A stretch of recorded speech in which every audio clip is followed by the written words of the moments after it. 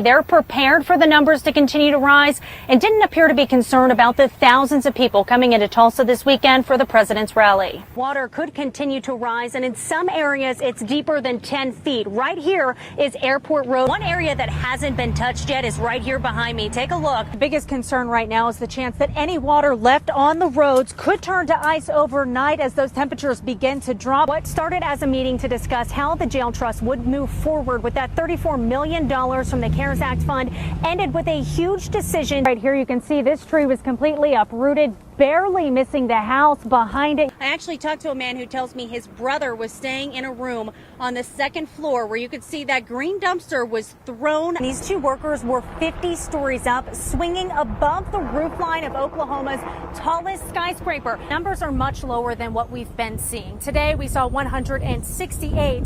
Yesterday 209. Sounds good, right? But the State Department of Health says these numbers don't reflect real-time data. Non-stop deliveries. Getting supplies to grocery stores, hospitals, and schools. I'm running frozen food, and it gets down to the company, and then they cook it, process it, and get it to the schools. And it makes me feel good to know these children getting fed because they need the help. I mean, right now it's bad. It really is. I mean, it's hectic, but it's worth it. Along the way, they're taking the proper precautions to stay safe from COVID-19. My truck, I see my glove, I got my mouth cover, I got my hand sanitizer. You know, when I get home and I open my garage, all my clothes out in a bath truck, you know, and I go straight to the bathroom, take a hot shower, and then I say hi my family. No, you'll be safe. A busy time on the open road, 10-7, doing what it takes to keep essential supplies flowing to Americans who need it most. We truck driver are keeping the economy rolling, you know.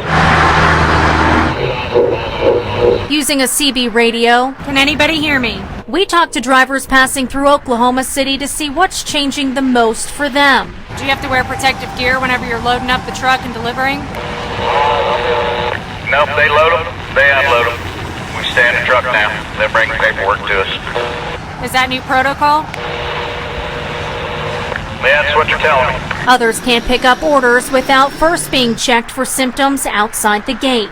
Right there where I pick it up in the refinery, they won't let me in the gate if I got a temperature, if I had any symptoms. But once they're cleared, it's non-stop to get everything to its final destination. Yesterday I had some plastic masks for hospitals. How many of those did you have to deliver? Do you know? Hell, I didn't deliver them. It was a whole truckload of them. Despite the delays and the dilemmas, it's something these guys say they're proud to do. Right now, it's like, it's amazing because we know we're doing something good for the country.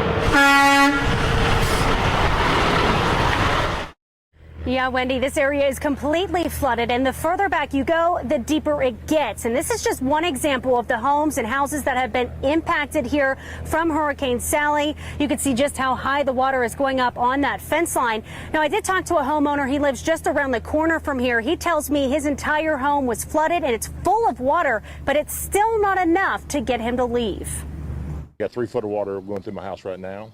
Video taken by Tom Wilson shows rushing water forcing its way through his home Thursday. This is Hurricane Sally, still showing her strength. 2 days after Hurricane Sally made landfall, Wilson is far from a state of panic. Blackwater River, we're having fun over here. Accepting that the storm surge Wednesday was likely only the beginning of his problems. Next morning, the water level went down. I was so glad I could see grass in my backyard. And then the rivers up north started flooding. All the Baker River and everything crested and started coming this way. And the water actually came back up higher than the surge. Rising water from Blackwater River and Coldwater Creek, now the biggest threat for Wilson and his neighbors. But he refuses to leave. I mean, right now I've got water that is just 12 inches below my electric box. I still run my air conditioner. I stayed in the house last night and watched YouTube all night. He says he plans to wait for the water to recede. The computer's still above water, thank goodness. Assess the damage. That was my recliner. Then work to rebuild. I can swim good. I float good. This is life. You know, every day is given to you. Make the most of it.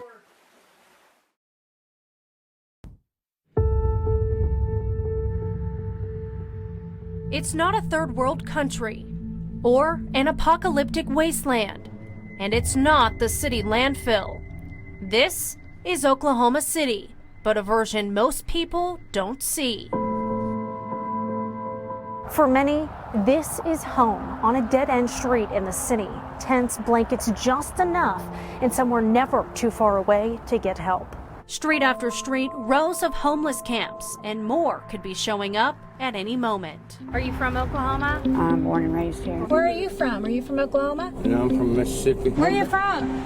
From Texas. I'm from Nebraska. Mobile, Alabama. Oklahoma City. Grown up here or Well, here from out of state? northern Oklahoma. Where did you live prior to becoming homeless? Minnesota. And they migrating here to try to get a better life, to establish something in life for their kids and stuff. Jerry Bainley says he moved to the Sooner State to turn his life around for himself and his 16 kids. I'm staying here at the rescue mission to get myself together so I can move on in life and then do something productive. He says Oklahoma's services for the homeless and its business development are attracting more people just like him. Oklahoma got businesses because people talking to people on phones and relate messages, and so now they coming here. Others claim many are coming from other states. People in LA County, the government or whatever, bought anybody that wanted a ticket to Oklahoma City and gave them $50 because they said they treat the homeless well out here. And from neighboring counties. The surrounding counties of Oklahoma City are sending them here because they don't want to deal with them. We went to the Greyhound bus station where a bus driver who didn't want to be identified or on camera told us it happens all the time. She says the homeless pack everything they can on their back to come and live here. I just got off the bus. Rent across a lot of females and males that's coming from out of state, and they be down at the bus terminal and they be confused. They don't know where to go. They come here because they've been paid to come here. They were promised things when they get here, and they don't get it. I mean, but they're walking around here stealing. And Sarah Sanchez lives just west of downtown. She says the homeless population has only grown over the past 15 years, leaving lasting damage behind. we just went through a rough year last year. It was pathetic. It was heartbreaking to see my neighborhood destroyed, but it is literally destroyed. Tents, grocery carts, and trash surrounding the streets. Sanchez isn't far from the Jesus House, where the homeless go every day for food. If they do MAPS 4 to help the homeless, help them home, please. Not here, or somewhere else. Not here.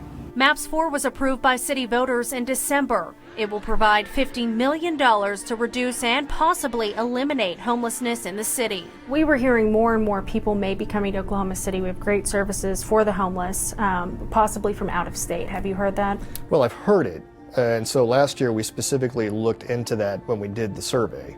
What you do find is about 75% of people actually are from Oklahoma, at least the people we surveyed. I think it was 75–80%. About between 50 and 60 are from Oklahoma City, but most of them are all from Oklahoma. Jared Shaded works with the Community Development Division for the city of Oklahoma City. He says MAPS 4 will bring in better programs for the homeless as well as more affordable housing. The City Rescue Mission says about 7% of Oklahoma City's homeless population is from out of state. And while the city says the out-of-state numbers or those coming from neighboring counties aren't increasing, there is a good reason for people to migrate here. Say if you have a shelter up in Guyman, but you need to get assistance, SSI assistance, then you may have to drive 3 hours. In Oklahoma City, you don't have to do that. So it makes more sense for some people just to get a bus ticket and come here and try to see if they can get it here. Whether it's the services, location, or business opportunities. You can see the change. And people coming here for the job. Oklahoma got jobs, but they need manpower. And other places don't have the manpower because the unemployment rate is high and ain't no jobs. It appears more people are ending up here to stay. We're moving on up, to this, so basically I hear that's like pretty good chance that I could get a place of my own here pretty quick.